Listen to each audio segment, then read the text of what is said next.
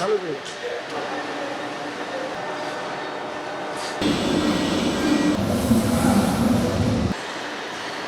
৮০০ একরের বিশাল সৈয়দপুর রেলওয়ে কারখানা। একসময় রেল ইঞ্জিন ও বগি তৈরির কর্মযজ্ঞে মুখর ছিল এই ঐতিহ্যবাহী প্রতিষ্ঠান। ১৫৬ বছর পর সেই কারখানার গায়ে এখন অযত্ন ও অবহেলার ছাপ। বর্তমানে কারখানায় সচল রয়েছে ৫৮৩টি মেশিন, কিন্তু সেগুলো চালানোর জন্য অপারেটর আছেন মাত্র ৩৬ জন, অর্থাৎ গড়ে প্রতি ১৬টি মেশিনের বিপরীতে একজন চালক। ফলে কোটি কোটি টাকার যন্ত্রপাতি পড়ে থাকছে অচল অবস্থায়। গভর্নমেন্টের প্রতি আমাদের আকুল আবেদন এটাই, যদি অবিলম্বে লোক নিয়োগ দেওয়া না হয় তো বর্তমান রেলের যে অবস্থা, সামনে আর করুণ অবস্থা হবে। কারণ আমরা এই সীমিত সংখ্যক লোক দিয়ে পুরো আউটটার্নের গতি ঠিক রাখছি, চলতেছে। সামনে লোক বল নিয়োগ না দেওয়া হয় তো যেই দুইটা লোক এখন আসেন তারা চলে গেলে আমরা কাজ শিখতে পারবো না। সঠিক লোকবল নাই, এটা একটা আমাদের বড় প্রবলেম। আমাদের যদি এই মেশিনে আমি একা কাজ করি, যদি দুইজন লোক থাকতো, একজন সকালে করতাম একজন বিকালে করতাম, তাহলে আমাদের কাজটা আরো হালকা হতো। এক্সট্রিম মশার কয়েল প্ল্যান্ট ফাইবার দিয়ে তৈরি, ডেঙ্গু চিকুনগুনিয়া বাহি সহ যে কোনো মশার বিরুদ্ধে দেয় এক্সট্রিম সুরক্ষা।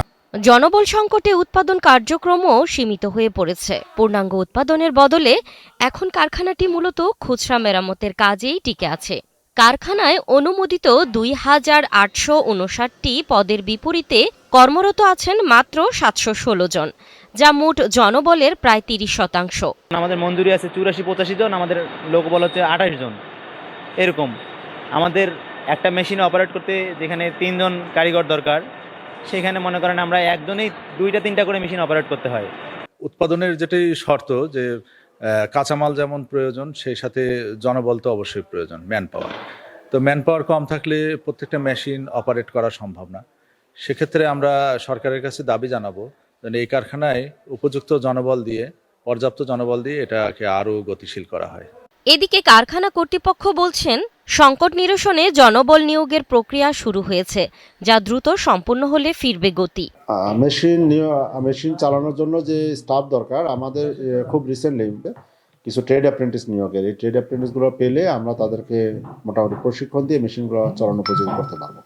তবে দীর্ঘদিনের এই সংকট অব্যাহত থাকলে দেশের বৃহত্তম রেলওয়ে কারখানার ভবিষ্যৎ নিয়ে শঙ্কা থেকেই যাচ্ছে।